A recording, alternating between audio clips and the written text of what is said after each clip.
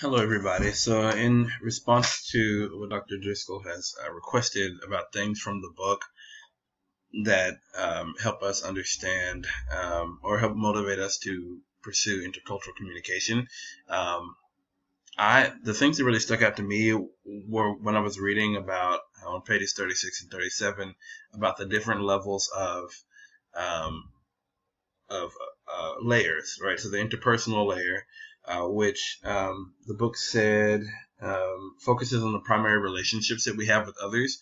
So that provided the first motivation for me for how to for wanting to continue pursuing intercultural communication because I have friends now from all over the world that I wouldn't have had if I hadn't tried to pursue that communication, and in several instances would have just been all alone without anyone to talk to. And so it became it behooved me to pursue intercultural communication.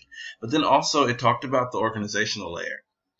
And so there have been instances, for example, I used to work at a paint store at Sherwin Williams, and working at that paint store, 75% of the clientele was Hispanic or Latino, and so most of them spoke Spanish. I'd say 72% of Hispanic or Latinos that came to that store spoke Spanish, and so I, because of work, I also had to pursue intercultural communication. Um, if I had to try to convince somebody of the value of pursuing um, intercultural communication, what I would tell them would be um, one, that it allows you to have smoother communication with people.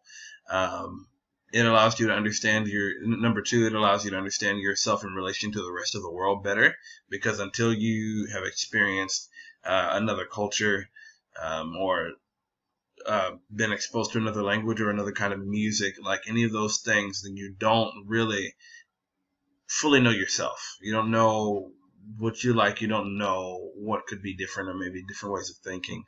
And then finally, that it's a much needed skill in the workplace.